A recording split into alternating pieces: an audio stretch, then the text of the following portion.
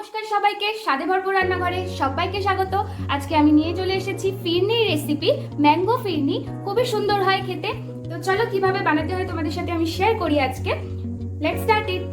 চলো আমরা শুরু করে ফেলি ম্যাঙ্গো ফিরনি বানানো। খুব সুন্দর একটা ডেজার্ট আইটেম। তো চলো স্টার্ট করি। কি কি লাগছে আমি বলে দিই। প্রথমে আমার লাগছে দুটো মাঝারি সাইজের আম, আমি খোসা ছাড়িয়ে রেখেছি। আর লাগছে আমার কাজু, তোমরা কিশমিশও নিতে পারো আর আলমন্ড বাদামও নিতে পারো। চিনি লাগছে আমার, অল্প পরিমাণ চিনি নিয়েছি। এখানে নিয়েছি বাসমতি চালটাকে আমি গুঁড়ো করে রেখেছি। আর লাগছে আমার এলাচ গুঁড়ো, আর লাগছে আমার 500 ml দুধ। তো চলো আমরা স্টার্ট করি। প্রথমে আমি আমটাকে ভালো করে একটু হাত দিয়ে চটকে নেব। নিয়ে পাল্পটাকে আমি বের করে নেব আমের। এইভাবে চটকে নিতে হবে আমটা।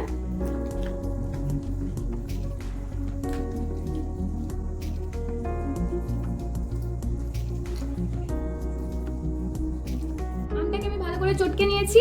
এরপরে আমি এটাকে মিক্সার জারে ঢেলে দেব, দিয়ে এটাকে একটু স্মুথ পেস্ট করে নেব। আমি একটা আমের স্মুথ পেস্ট রেডি করে নিয়েছি। এরপরে আমি গ্যাসের কাছে চলে এসেছি, গ্যাসের ফ্লেম অন করে দিয়েছি। এরপরে কড়াইতে আমি যে দুধটা রেখেছিলাম সেই দুধটা অ্যাড করে দেব।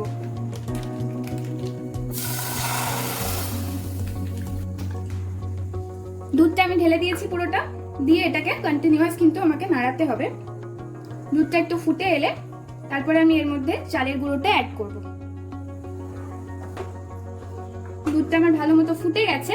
এরপরে আমি এর মধ্যে যে চালের গুঁড়োটা করে রেখেছিলাম, বাসমতি চাল, বাসমতি চালটাই কিন্তু তোমরা নেবে, এর একটা সুন্দর গন্ধ বেরোয়। তো সেই জন্য আমি বাসমতি চালটাই ইউজ করেছি। বাসমতি চাল দিয়ে কিন্তু ফিরনি খুব সুন্দর হয়।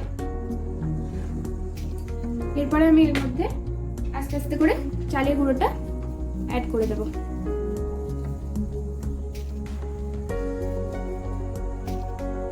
চালগুলোটা দিয়ে কিন্তু কন্টিনিউয়াস এটাকে নাড়িয়ে দিতে হবে, না হলে কিন্তু নিচে বসে যাবে। এটাতে কিন্তু সর জমতে দেওয়া যাবে না, কন্টিনিউয়াস এটাকে নাড়িয়ে যেতে হবে।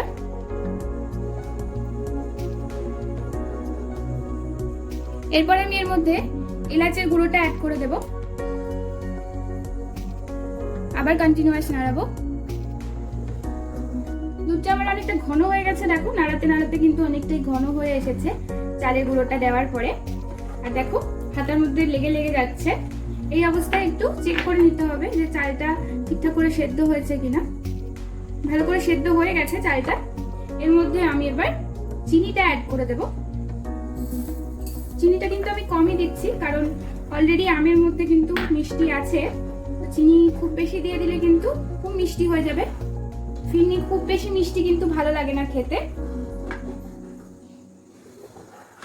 চিনিটা দিয়ে আবার ভালো মতো করে একটু নাড়িয়ে নিতে হবে। আমি কিন্তু এটাকে কন্টিনিউয়াস নাড়িয়ে যাচ্ছি। নাড়া বন্ধ করে দিলে কিন্তু সাইডে সর জমে যাবে।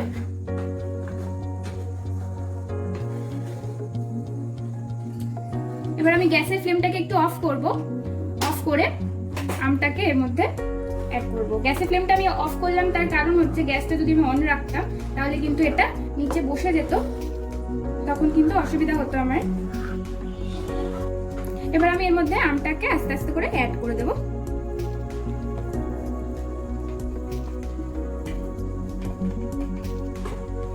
আমটাকে দিয়ে আমি ভালো করে আবার নাড়িয়ে নিচ্ছি।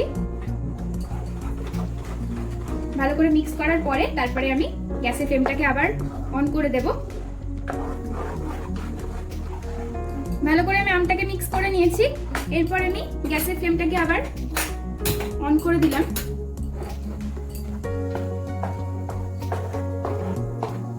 এরপর আমি এর মধ্যে কাজু বাদাম অ্যাড করব।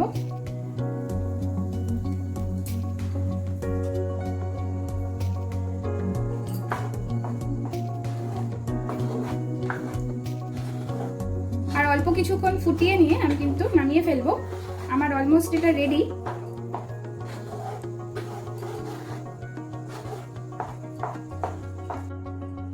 আমি এর মধ্যে 2 চামচ মতো কনডেন্স মিল্ক অ্যাড করছি।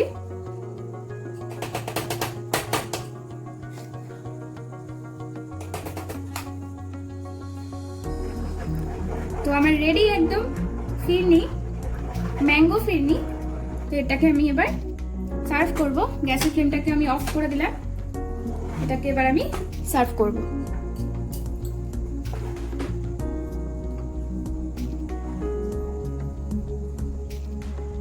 অবশ্যই কিন্তু কাচের বাটি ছাড়া তোমরা মাটির বাটিতে এই ফিরনিটাকে বসাতে পারো। আমার কাছে এখন মাটির বাটি অ্যাভেলেবেল নেই, সেই জন্য আমি কাচের বাটিতে বসাচ্ছি। আমি কিন্তু ফিরনিটাকে বাটির মধ্যে সার্ভ করে নিয়েছি, দেখো কত সুন্দর হয়েছে। এটাকে এবার তোমরা 4-5 ঘন্টা ফ্রিজের মধ্যে জমিয়ে তারপরে কিন্তু ঠান্ডা ঠান্ডা খেতে পারবে। খুবই সুন্দর হয় খেতে ম্যাঙ্গো ফিরনি। তো ট্রাই করো তোমরা, কমেন্ট করে জানাও কেমন হয়েছে।